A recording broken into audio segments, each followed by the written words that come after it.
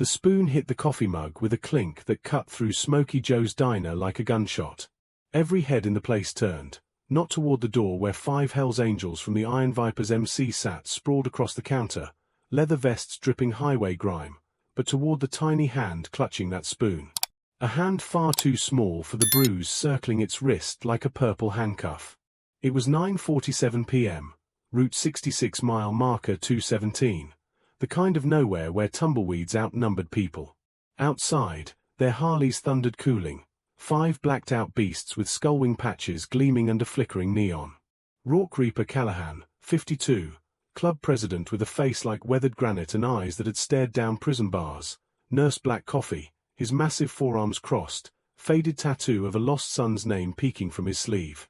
Beside him, Tessa Blade Monroe, the only woman in the Vipers, switchblade scars across her knuckles from bar fights won. Diesel Kane, 300 pounds of ex-linebacker muscle nursing a busted knee from the last club war. Silas Ghost Vaughn, wiry scout with fingers that could hotwire anything, and Jax Forge Harlan, the quiet armorer who built their custom shark guns. They'd ridden 400 miles straight from a Vegas memorial run, burying a brother lost to cancer, and the diner was their last stop before New Mexico line. Laughter rumbled low about old runs when the bathroom door creaked open. No one would have noticed except Rourke caught movement from the corner of his eye. A shadow. Small. Darting. A girl, no more than 7, slipped out wearing an oversized flannel shirt that drowned her, dragging behind her like a cape. Barefoot. Hair matted. Cheeks streaked with tears that hadn't dried. She froze when she saw the diner full, eyes wide like a cornered animal scanning for escape.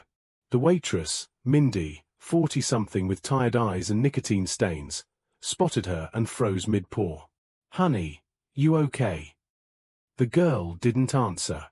She scanned the booths, truckers avoiding her gaze, families suddenly fascinated by menus, old-timers staring into coffee. Then her eyes landed on the counter. 5 bikers. Leather. Chains. Patches that screamed danger. The kind of men her teachers had warned her about. The kind of men who ate little girls for breakfast. She swallowed. Took 3 shaky steps forward. Bare feet silent on sticky linoleum. Stopped directly in front of Rourke. The diner held its breath. Rourke didn't move. Didn't speak. Just looked down. She was so small her head barely cleared the counter edge. 2 purple handprints branded her cheeks. A split lip crusted with blood. The flannel gaped open at the collar, revealing more bruises marching down her collarbone like ladder rungs. She stared up at him, brown eyes ancient in that tiny face. Then, so quiet the neon buzzing almost drowned it. "Please, don't send me back." The words landed like grenades. Tessa's coffee mug cracked against the saucer. Diesel's massive hand paused mid-reach for sugar. Silas's fork clattered. Jax's jaw locked. Rourke felt ice water dump down his spine. Flashes hit him, his boy Tommy, same age, same eyes, gone 3 years to leukemia. Last words, "Daddy, it hurts." Before anyone could move, truck tires screeched outside. Headlights stabbed through grease-smeared windows, a battered F-150 slamming into the curb, engine revving like an angry beast. The driver's door flew open. A man exploded out, mid-30s, Boilermaker build, wife-beater stained with beer and rage, high-vis vest from the oil rigs. He scanned the lot, locked on the Harleys, then stormed toward the diner bellowing, "Lila! Get your ass out here now!" The girl, Lila, flinched so violently she grabbed Rourke's leather-clad knee to steady herself. Her whisper turned to panicked hiss, "That's Dale. Foster dad number 6. Locks me in the truck toolbox when I talk back. Has a knife. Please." Dale hit the door like a battering ram. Bang, glass rattling. His eyes found Lila plastered to Rourke's leg. "There you are, you little bitch. Been looking everywhere."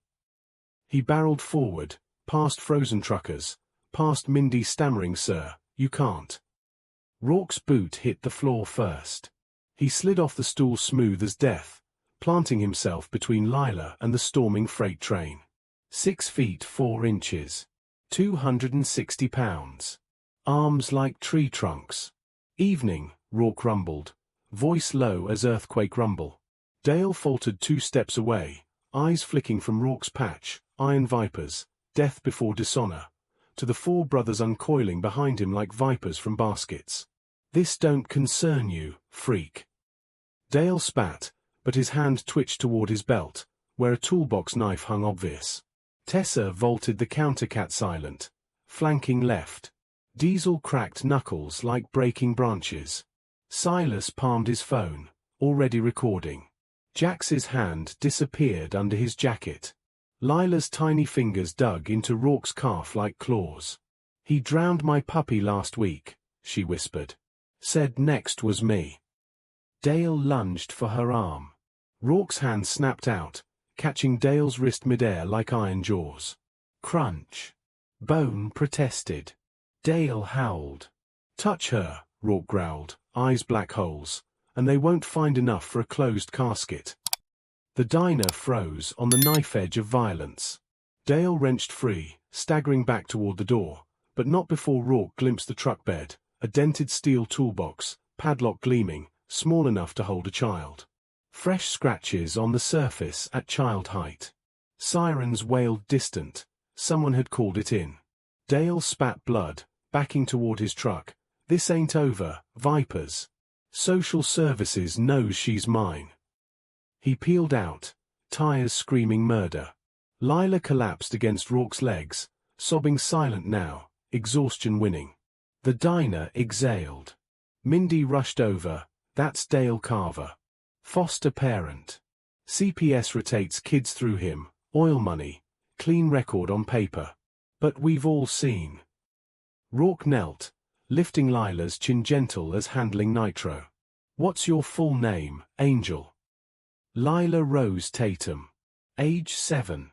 Foster kid number 23 this year. Please, no toolbox tonight. Rourke's jaw turned granite. He stood, Lila cradled easy against his chest, facing his crew. Brothers. Mount up. We're paying social services a visit. 5 Harleys roared awake outside, thunder answering thunder. The diner watched them ride into the night, a little girl safe in the president's arms for the first time in memory. But Dale Carver's taillights faded toward the county office, and no foster parent leaves witnesses lightly.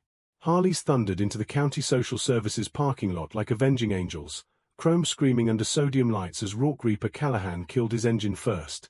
Lila Rose Tatum still cradled secure against his chest, her tiny frame limp with shock, bruised cheek pressed to his viper patch, bare feet dangling over his belt buckle where his Ka-Bar knife hung silent sentinel. The Iron Vipers dismounted fluid as a pack, Tessa Blade Monroe scanning rooftops with predator eyes, Diesel Kane cracking his busted knee with a wince but fists ready, Silas Ghost Vaughn already ghosting toward the back in trance with lockpick fingers twitching, Jax Forge Harlan hefting a duffel of persuasion tools from his steel bag. It was 10:32 p.m. The squat brick building loomed dark except for a single office light upstairs. Dale Carver's F-150 still steaming crooked in the handicap spot, engine ticking betrayal. Rourke shouldered through the glass doors. Bang! Lila stirring with a whimper as fluorescent buzz assaulted them. Empty lobby, but voices drifted from the caseworker bullpen. Dale's slurred rage mixing with a woman's nasal whine. She's a runner, Marla. Toolbox discipline works. CPS guidelines say parental authority. The Vipers fanned out silent, Tessa vaulting the reception desk to snag security keys, Diesel blocking the exit like a meat wall.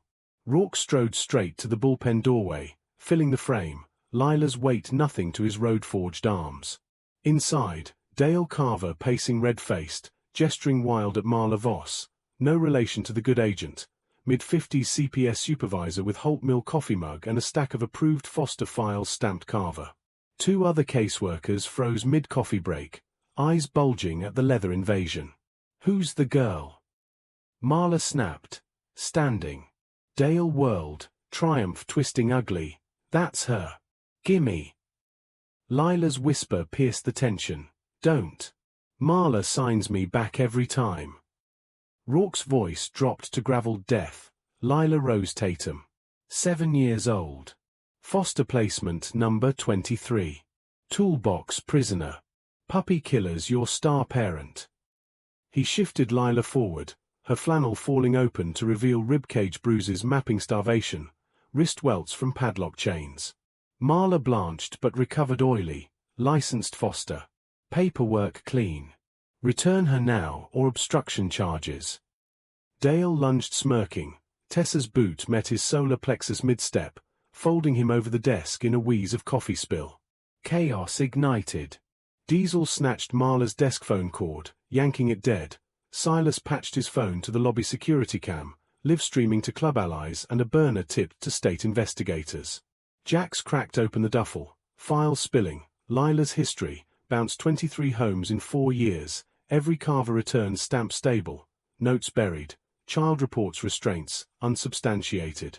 Dale scrambled up swinging. Jax sidestepped, slamming him face first into filing cabinets, drawers vomiting foster abuse waivers. 23 kids through this meat grinder. Rourke growled, laying Lila gentle on Marla's chair, her eyes fluttering open to watch. How many toolboxes? Marla cracked, fumbling her desk drawer, pulling a .38 snub nose. Tessa was faster, switchblade flicking from knuckles, pinning Marla's sleeve to the chair arm without breaking skin. Bad move, lady. Lila sat up slow, pointing tiny finger at a locked cabinet. My files.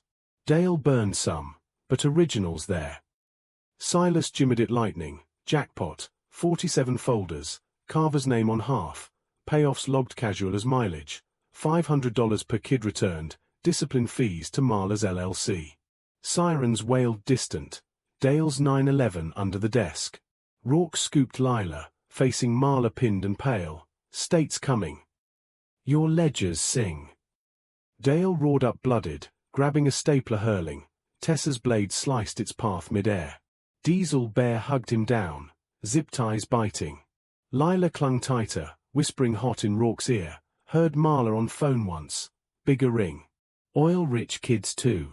Auction basement.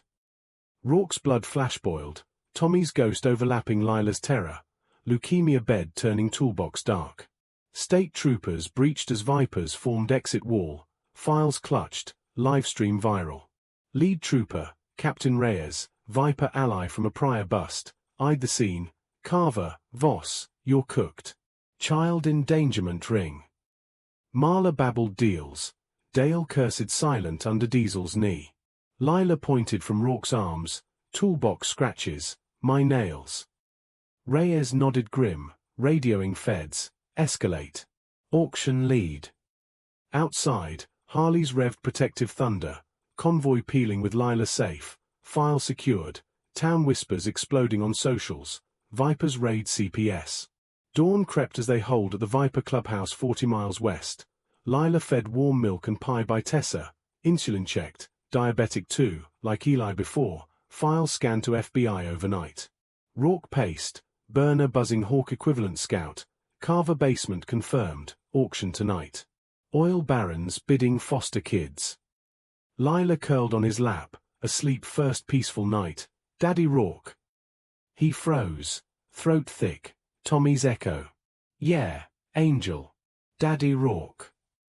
Crew eyes met steel. Warpath lit. Dale's ring ran county deep, but Vipers rode for blood justice now. Lila's whisper fueling engines to the dark heart of child auctions. Town watched stunned as Harleys vanished into pre-dawn. Redemption throttle cracked wide. By 11:58 p.m., the county fairgrounds didn't look like a place where kids once rode ponies and won goldfish. It looked like a battlefield waiting to happen. The Iron Vipers sat just beyond the tree line, bikes killed, chrome muted under tarps. A cold wind pushed dust across the gravel lot where a line of silent, expensive SUVs and lifted trucks snaked toward the old livestock barn. No music. No rides. Just low murmur and the occasional glint of a Rolex when someone flicked a lighter. Rourke lay on his stomach on a small rise, binoculars pressed to his eyes. Beside him, Silas Ghost Vaughn tapped into a cheap police scanner and a hacked frequency the FBI liaison had given them. Target confirmed, Silas whispered. Barn C. Back entrance. No patrol units within 5 miles yet. Reyes is holding cruisers outside county limits till we blow the lid. Rourke adjusted the focus. A familiar shape stepped out of a silver truck. Dale Carver. Fresh clothes. Fresh bandage over the knot Diesel gave him. Walking like a man who thought his problems were solved. Behind him, a bigger man climbed down. Alan Price, oil services contractor. Deep pockets. Local sponsor on every Little League jersey in town. On paper, a hero. At the barn door, a woman in a blazer greeted them with a file and a tight smile. Marla Voss's consultant. The ring was bigger than just one dirty supervisor.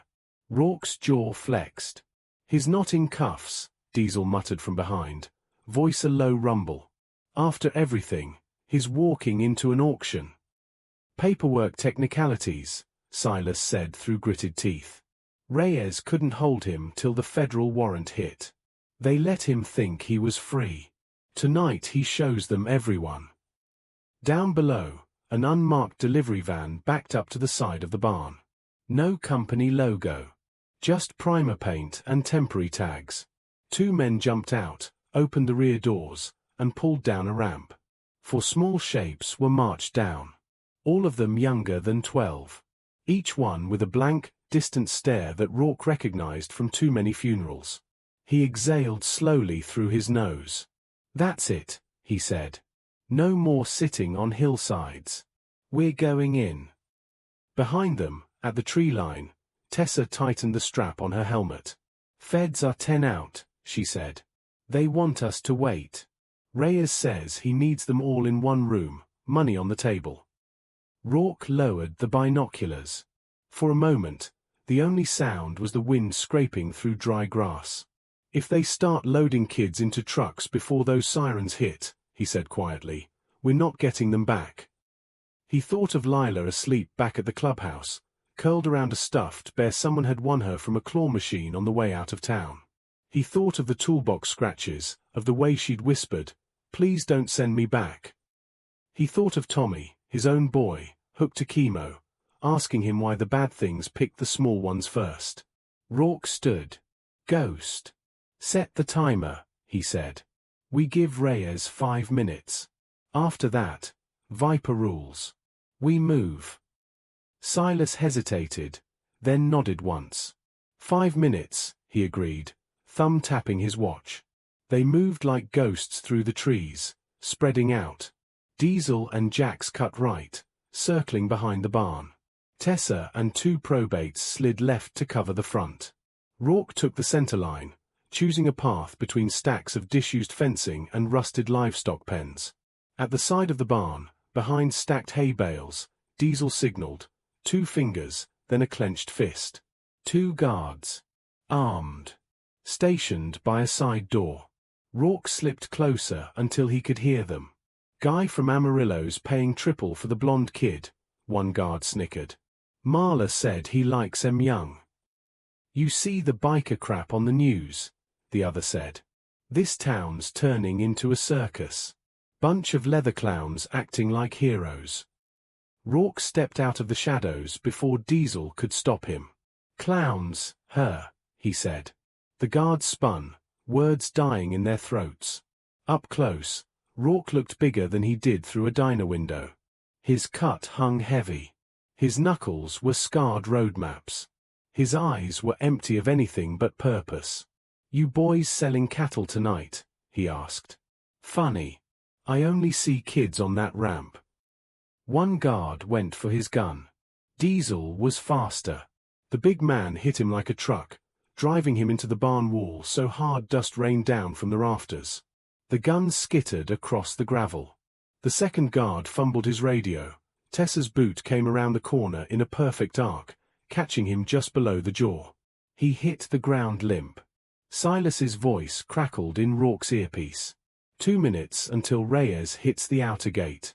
You just started the clock. Then we play loud, Rourke said. He snatched up the dropped radio, thumb on the talk button. Marla, he said into it, his voice filling every speaker on their internal channel. This is the biker problem you thought you buried in paperwork. There was a pause. Static. Then a strained female voice. Who is this? You know who it is, Rourke replied. I'm the man holding Lila Rose Tatum's hand instead of a padlock. And I'm telling you right now, this barn's not closing with kids in trucks tonight. From inside, murmurs rose. Chairs screeched. Someone shouted to kill the radios. Silas cursed softly. They're accelerating the schedule. Rourke, they're moving the kids. Jax kicked open the side door. The inside of the barn had been dressed up to look respectable. White linens draped over folding tables. A portable bar in the corner. Portable heaters humming. A laptop open with a spreadsheet projected on a canvas screen. Lot numbers, placements, dollar amounts. In the center aisle, under the old auctioneer's platform, 4 kids stood in a rough line, wrists zip-tied. 2 more were being dragged from the van, blinking under the harsh halogen. Around them, 10 men and 3 women turned as one. One of them was Alan Price. Another was the consultant from CPS. A third was wearing a county judge's pin. At the back of the barn, Dale Carver froze halfway to the bar, a plastic cup of whiskey in his hand. Rourke stepped into the doorway. Diesel loomed at his side. Jax slid in behind them. Tessa's voice boomed from a portable loudspeaker she'd jacked from an old county fair PA, echoing from outside. Hey Milford, she shouted. Thought you should see what your pillars are doing with your foster kids. Silas hit a key on his tablet. Every phone in the barn pinged at once. The live stream Donna was pushing to social media had just gone public. The camera on Silas's chest showed everything. Kids in zip ties, rich men flinching, Marla pale by the laptop. Alan Price snarled and lunged toward the kids, grabbing the smallest by the arm, dragging her backward like a shield. The girl stumbled, crying out. Rourke moved. He didn't remember crossing the distance between the doorway and Alan. 1 second he was standing in the shadows, the next his hand was on Alan's wrist, peeling his fingers off that child like they were nothing. Wrong hostage, Rourke said softly. Alan swung with his free hand. Rourke took the hit on his shoulder and didn't budge. Behind him, the barn erupted. Diesel plowed into 2 buyers, sending them crashing into folding chairs. Jax swept Marla's legs out from under her, laptop flying, hard drive skittering toward Silas's waiting hands. Dale bolted for the back door. Tessa was already there. She met him with a fist to the gut that folded him over a hay bale. Toolbox is empty tonight, Dale, she hissed. All your monsters are out here in the light. Outside, sirens finally screamed up the access road. Floodlights burst over the fairgrounds. FBI windbreakers poured through gates Reyes had accidentally left unchained. Back inside, Alan Price was on his knees, Rourke's forearm across his chest, his expensive shirt torn, his tie hanging sideways. You're assaulting a respected businessman, Alan wheezed. You think they'll believe you over us? Silas held up the hard drive. They're not believing us, he said. They're believing this. Behind him, the kids were being cut free. Tessa knelt to the smallest boy, who flinched when she reached for him. It's okay, she said, voice suddenly soft. You're done here. You hear me? Done. His eyes flicked to her patches. To the skull with wings. You're bikers, he whispered. Yeah, she replied. And tonight we're the ones who showed up.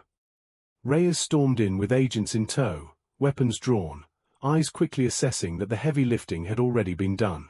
Price, hands where I can see them, he barked. Marla Voss, on the ground. Judge Cooper, you too. Rourke slowly eased off Alan, letting the agents take over. Alan spat curses, but they sounded smaller now. Weaker. Reyes grabbed Rourke's vest, pulling him close enough that only he could hear. I told you to wait, he hissed. Rourke met his eyes. You were late, he said. They weren't. He nodded toward the kids. Reyes followed his gaze, jaw tightening. His grip loosened.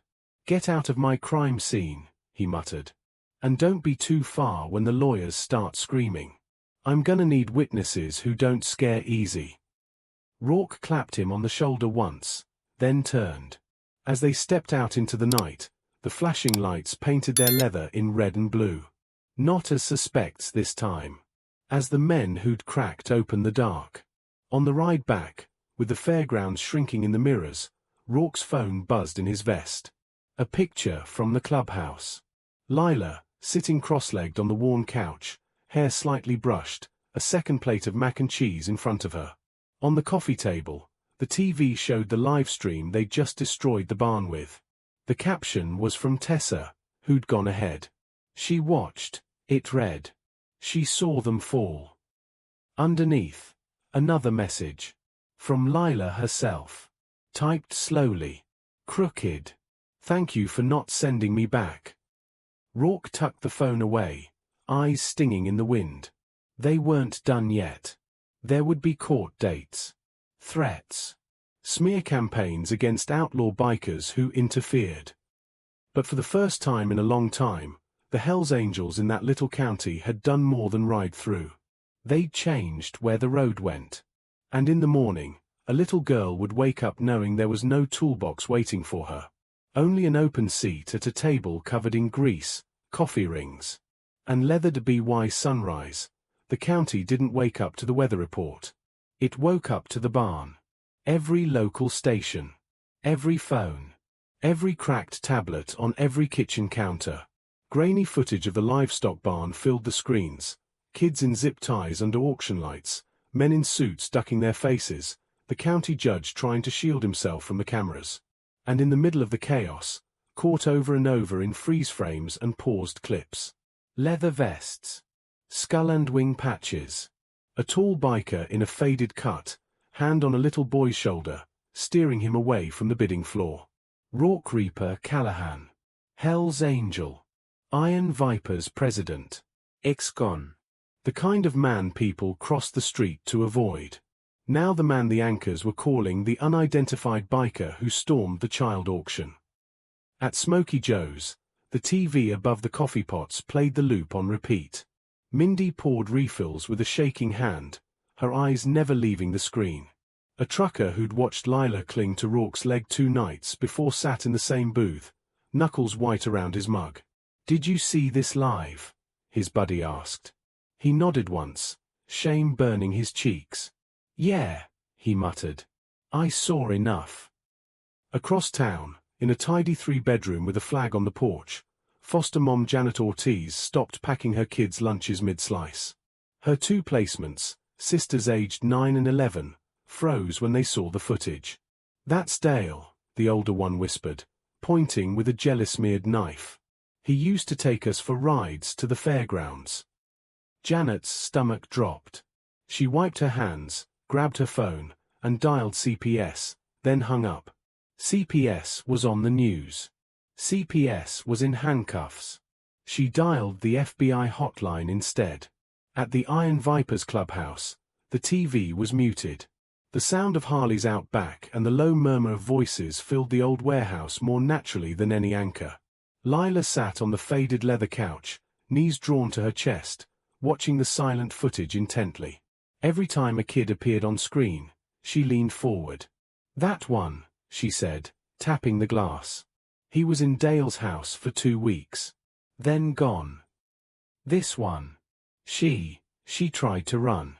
They said she tripped." Tessa sat beside her with a notepad, writing down every name Lila could recall, every detail. Hair color. Laughs. Old scars. Favorite snacks. Anything that might become a lead. "You're doing good, kid," Tessa said quietly. "Better than half the detectives I've known." Lila chewed her lip. "If I tell you all this," she asked, "they can't send me back, right?" Tessa's jaw clenched. She wanted to say never. She wanted to promise the way bikers promised each other in Blood and Road. Instead, she glanced at Rourke across the room. He was at the scarred pool table they used as a war board, a county map spread under his calloused hands. Captain Reyes stood across from him, suit rumpled, holster visible for once, tie askew from a night that never quite ended. Rourke tapped the fairgrounds with a thick finger. You got Marla, Price, Cooper, half the buyers. Reyes nodded. Carver, too. He started talking around 3 a.m. Turns out he's a coward when there's no toolbox to hide behind. And the other half? Rourke pressed. Reyes sighed. He looked older than he had at the barn, the weight of the system back on his shoulders. Names, he said. Contacts in 3 states. Shell corporations. Some of these buyers have judges in their pockets higher than Cooper. Some have senators. He met Rourke's eyes. You kicked a door in, he said. We're about to find out how big the house is. Behind them, Jax flipped the TV sound back on for a brief moment. Sources say the child rescue was initiated when a local motorcycle club intervened, the anchor intoned. Law enforcement has not confirmed their identities, but witnesses describe Hells Angels style patches and say the bikers may have prevented several children from being removed from the state. Jax muted it again. May have, he snorted. They say may have like they didn't watch Diesel take a chair to the face for that kid. Diesel grinned. One eye still purpled. Chair lost, he said simply. Reyes looked at them, at men the system had tagged as known associates for years. The press is gonna chew you up and spit you out, he warned. Half of them will paint you like heroes. The other half will say you staged it, or were involved, or did it for clout. Either way, they're coming. Rourke shrugged a thick shoulder. Let 'em come, he said. We ride in daylight. We ain't the ones hiding kids in barns. Reyes hesitated, then slid a folded document across the table. Temporary protective order, he said. Signed at 6 a.m. Lila Rose Tatum is officially removed from the county's foster roster. CPS can't touch her without federal review. Rourke didn't reach for it. He jerked his chin toward the couch instead. Give it to her, he said. Reyes crossed the room slowly, boots echoing on the concrete. Lila looked up at him, wary. He knelt to her eye level, the paper held in both hands like something fragile. This, he said gently, is a piece of paper that says nobody gets to put you in a toolbox again. Not Dale. Not Marla. Not anybody with a badge who thinks paperwork matters more than bruises. You understand that? She looked at it like it might bite her. Then she looked past him, at Rourke. Rourke nodded once. Lila reached out and took it.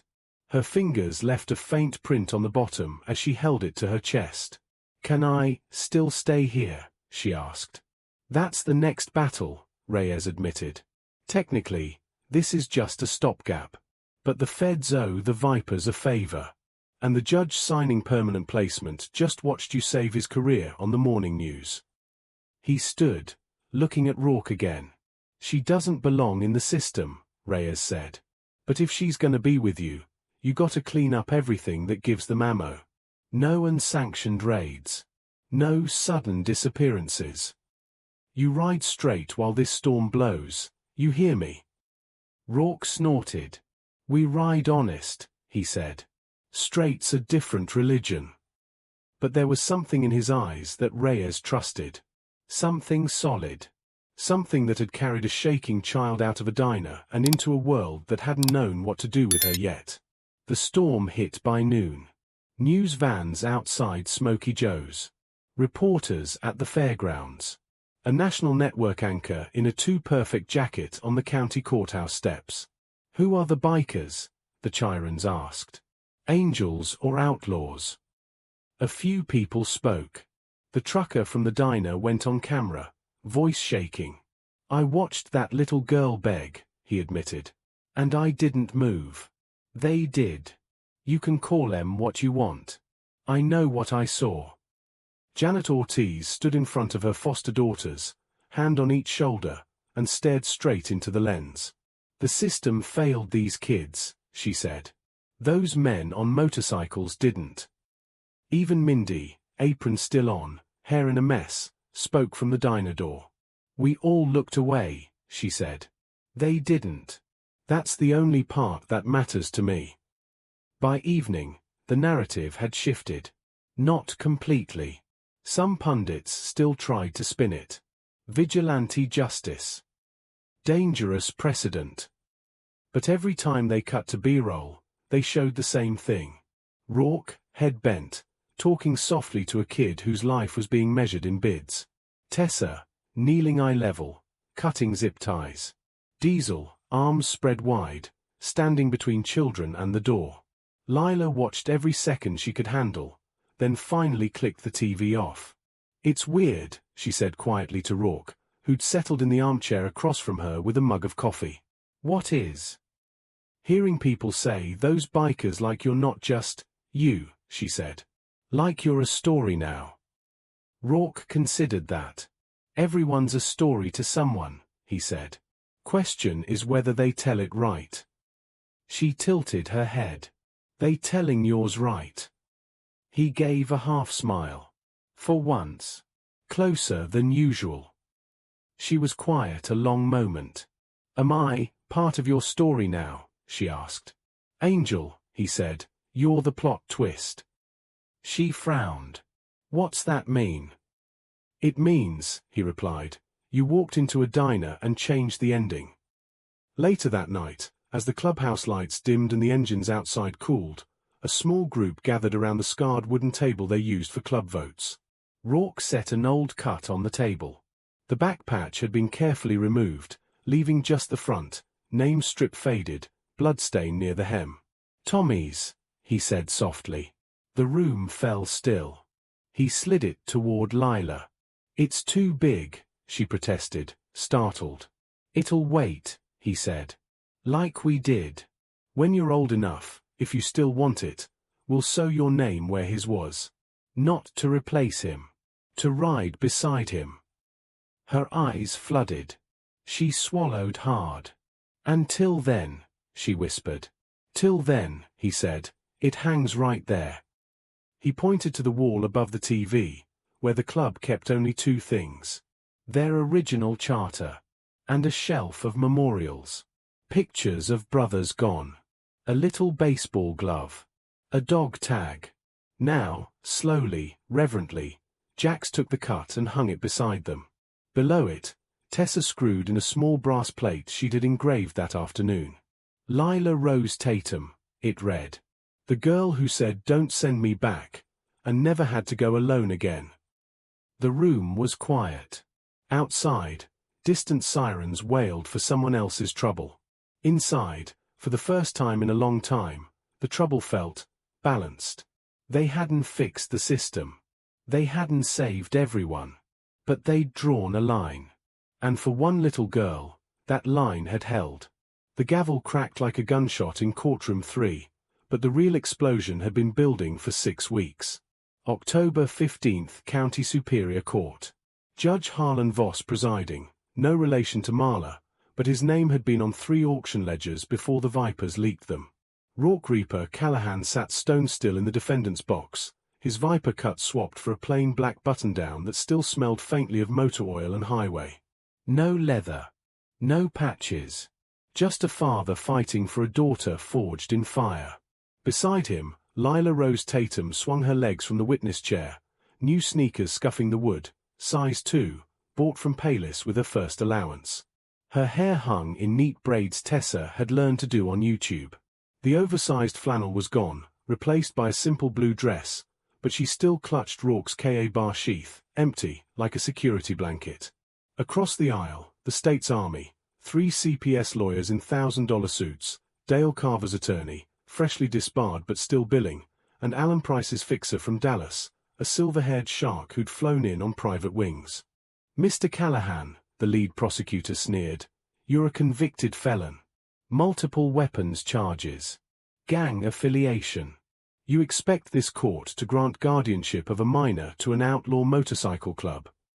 Rourke didn't flinch. "I expect the court to look at the bruises," he said evenly. "Not the patches." The courtroom murmured. Cameras flashed from the press gallery, National Now, CNN planting a correspondent in row 5. Lila squeezed his hand under the table. Her whisper carried just far enough. "Daddy Rourke.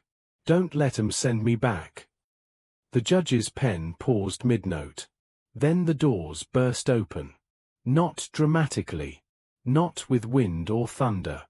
Just 5 people walking in like they owned the room.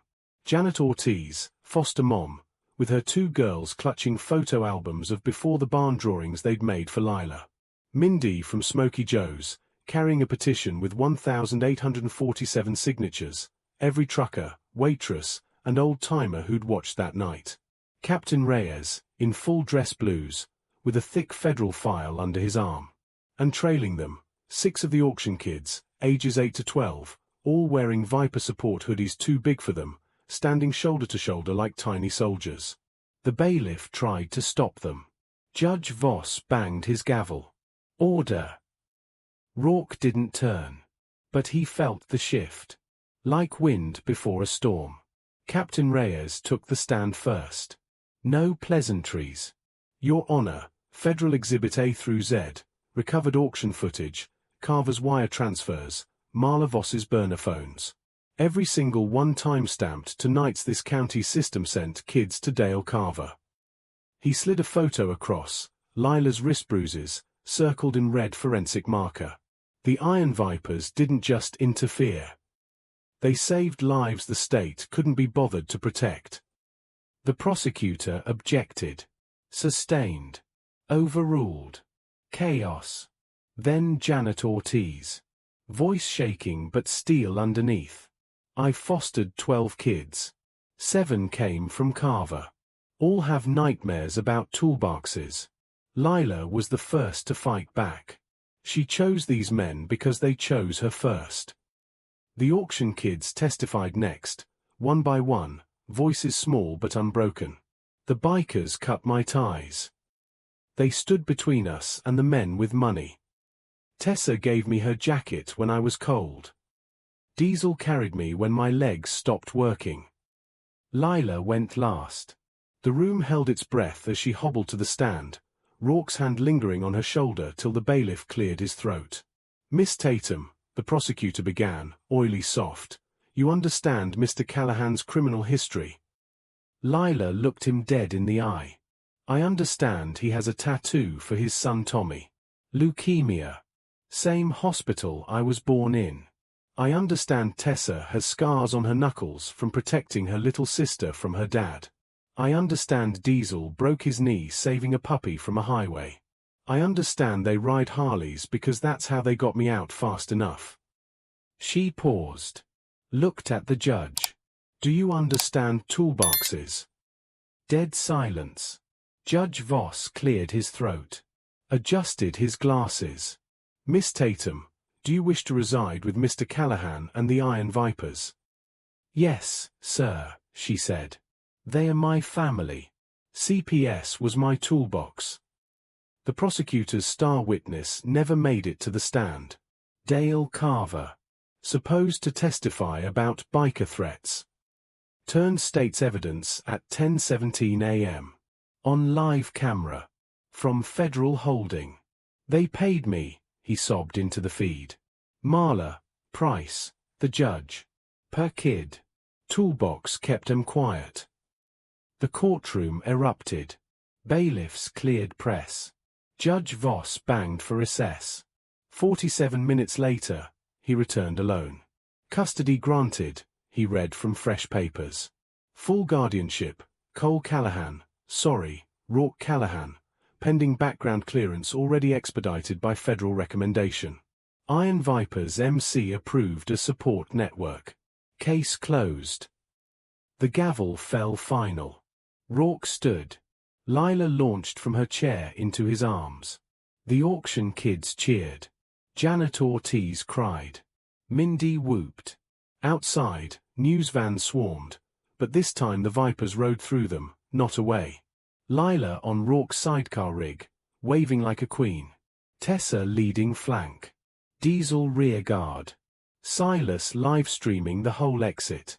Milford lined the streets, not with pitchforks, but hands clapping. Truckers saluted. Kids waved drawings. Old ladies tossed flowers that caught in spokes. At Smoky Joe's, the entire diner staff waited with a banner. "This counter's yours forever." Mindy poured the first round, milk for Lila, coffee black for the rest. Rourke lifted his mug. The Vipers leaned in. "To the girl who whispered," he said. "To the brothers who listened," Tessa added. "To the toolbox that's scrapped now," Diesel rumbled. Lila clinked her glass, milk mustache forming. "To family," she said. They drank. Outside, Harley's cooled under sky finally clear. The road stretched open ahead, not running from law, not chasing demons. Just riding home. Sometimes the loudest heroes don't carry badges, they carry the ones too small to fight alone. Real protection isn't found in paperwork or pretty offices. It's forged in the moment someone chooses to stand up when the room stays silent. Brotherhood means more than shared ink. It's bleeding for the bruises you didn't earn and the innocence the world tried to auction away. Courage whispers first, "Don't send me back." True strength thunders the answer. In a world that looks away from small hands reaching out, may we all become the table they're brave enough to approach. Ride for the voiceless. Make room for the broken. Because family isn't born, it's chosen, one defiant whisper at a time.